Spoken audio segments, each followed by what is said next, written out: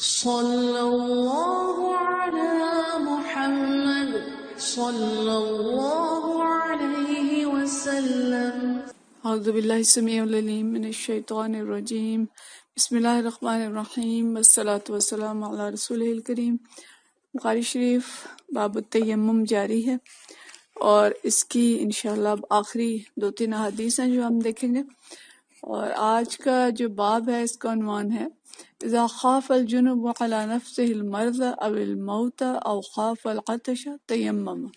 کہ جب جنبی شخص کو پانی کے استعمال کی صورت میں اپنے بارے میں بیماری، موت یا پیاس کا ڈر ہو تو تیمم کر لے۔ وَيُذْكَرُ عَنْ عمرو بن العاص، اور عمرو بن العاص رضی اللہ تعالیٰ عنہ کے بارے میں ذکر کیا جاتا ہے، اجنب فی لیلۃ باردۃ، کہ ایک سخت سرد رات میں ان کو جنابت لاحق ہو گئی۔ تیمم و تلا، تو انہوں نے تیمم کی اور یہ آیت تلاوت کی، وَلَا تَقْتُلُوا أَنفُسَكُمْ إِنَّ اللَّهَ كَانَ بِكُمْ رَحِيمًا، یہ سورہ نساء کی آیت نمبر 29 ہے، کہ اپنے آپ کو قتل نہ کرو اور اپنے آپ کو قتل نہ کرو، بے شک اللہ تعالیٰ تمہارے ساتھ بہت مہربان ہے۔ فَذُكِرَ لِلنَّبِيِّ صلی اللہ علیہ وسلم فَلَمْ يُعَنِّفْ، تو جب اس عمل کا ذکر نبی کریم صلی اللہ علیہ وسلم سے کیا گیا تو آپ صلی اللہ علیہ وسلم نے ان کو سرزنش نہیں کی۔ یعنی باب یہ ہے کہ ایک شخص کو جنابت لاحق ہو گئی ہے، پانی میسر نہیں ہے، یا پانی اگر ہے تو اتنا ٹھنڈا ہے، بلکہ اس میں تو ذکر یہی ہے کہ پانی ٹھنڈا ہے، اور اس ٹھنڈے پانی سے اگر وہ غسل کرے گا تو اس کے نتیجے میں یا بیمار ہو جائے گا یا موت آ جائے گی، یا اس بات کا بھی خطرہ ہے کہ بھئی پیاس تو لگے گی، سفر لمبا ہے اور مزید پانی نہیں ہے، اگر اس پانی سے غسل کر لیا تو پینے کو پانی باقی نہیں بچے گا، تو اس صورت میں وہ تیمم کر سکتا ہے۔ اچھا، آگے ہم دیکھیں گے کہ یہ جو موضوع ہے جنابت میں غسل کی جگہ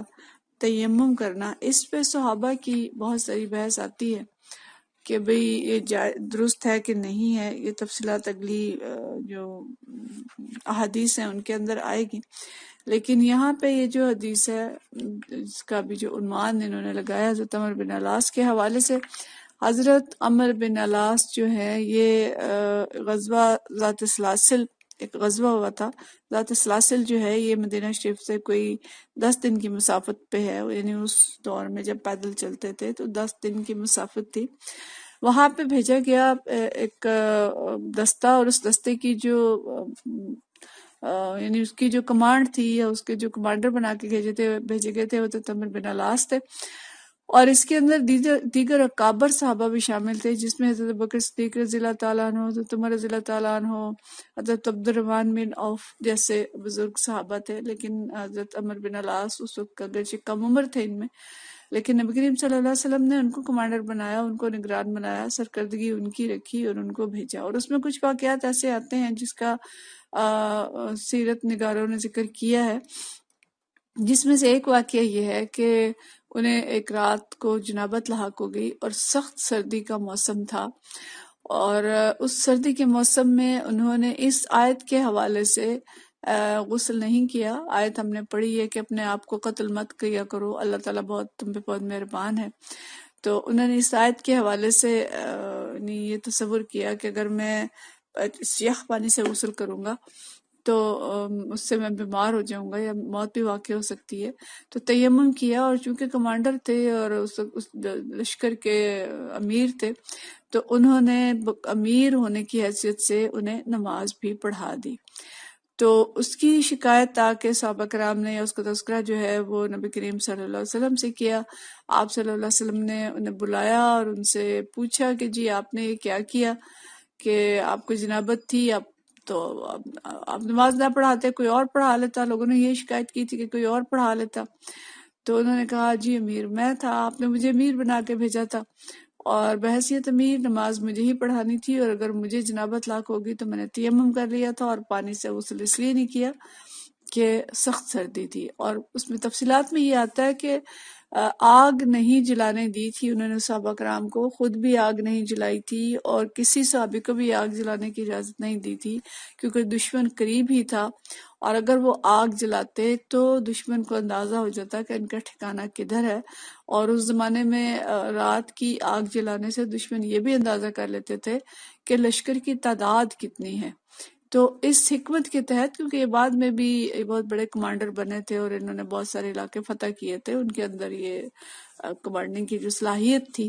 کہ بہت سی چیزوں کو اندازہ کر لیتے تھے اور اس کے مطابق فیصلے کرتے تھے، تو لہٰذا انہوں نے پورے لشکر کو بھی آگ جلانے کی اجازت نہیں دی اور خود بھی آگ نہیں جلائی اور نہ پانی گرم کیا اور نہ پانی استعمال کیا، کہ جنگ جو تھی اس کے اندر انہوں نے فتح حاصل کرنی تھی اور جو جنگی تدبیر تھی اس کے تحت انہوں نے ایسا نہیں کرنے دیا۔ تو اس طرح سے انہوں نے سخت سرد رات میں تیمم کر کے نماز پڑھ لی اور باقیوں کو بھی پڑھا دی، لیکن پانی گرم نہیں کیا۔ تو اس کو امام بخاری نے اس واقعے کو بنیاد بنایا ہے، اور اس کے بعد جو حدیث لائے ہیں، یہ حدیث حضرت سلیمان سے ہے، جو ابی وائل سے بیان کرتے ہیں۔ عن سلیمان عن ابی وائل قال قال ابو موسیٰ عبداللہ بن مسعود، کہ ابو موسیٰ نے حضرت عبداللہ بن مسعود سے فرمایا، اذا لم یجد الماء لا یصلی، کہ اگر پانی کوئی شخص نہ پائے تو کیا وہ نماز نہیں پڑھے گا؟ قال ابو عبداللہ، تو ابو عبداللہ یعنی حضرت عبداللہ بن مسعود ہیں، قال عبداللہ لو رخصت لهم فی هذا، اگر میں لوگوں کو اس چیز کی اجازت دے دوں تو پھر کیا ہوگا؟ کان اذا وجد احدهم البرد، کہ جب بھی ان میں سے کسی شخص کو سردی محسوس ہوگی، قال هكذا یعنی تیمم وصلی، تو کیا ہوگا کہ وہ شخص تیمم کرے گا اور نماز پڑھ لے گا۔ یعنی لوگ اس چیز کی عادت بنا لیں گے کہ بھئی ذرا بھی سردی ہوگی تو وہ غسل نہیں کریں گے، تیمم کریں گے اور نماز پڑھ لیں گے۔ یعنی ان کی بحث ہو رہی ہے، آگے بھی ہم اسی حدیث کو مختلف انداز میں 2-3 دفعہ پڑھیں گے، اور شاید پیچھے بھی ہم ایک دفعہ اس کا حوالہ پڑھ چکے ہیں کہ دونوں صحابہ جو ہیں وہ اس پہ ڈسکشن کر رہے ہیں، دونوں کا اس پہ اتفاق نہیں ہو رہا، اور ایک دوسرے سے وہ یہ کہہ رہے ہیں کہ بھئی سردی ہو اور پانی نہ ہو، یا پانی ہو اور ٹھنڈا ہو، تو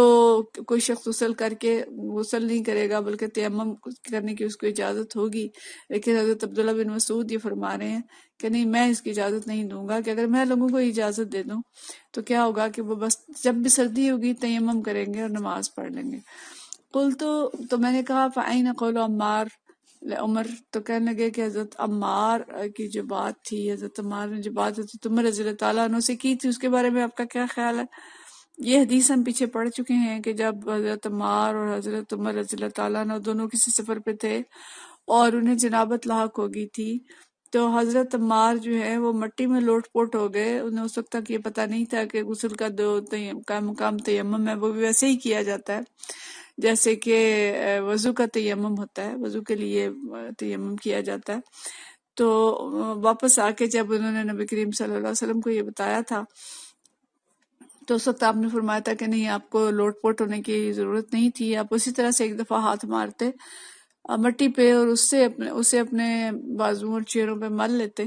تو آپ کا تیمم ہو جاتا۔ تو اس بات کا علم نہیں تھا، تو اسی کا ذکر حضرت ابو موسیٰ اشعری کر رہے ہیں اور کہہ رہے ہیں کہ حضرت عمار کے اس قول کے بارے میں کیا خیال ہے جو انہوں نے حضرت عمر رضی اللہ تعالیٰ عنہ سے کہا تھا کہ بھئی میں تو تیمم کر کے نماز پڑھ لیتا ہوں۔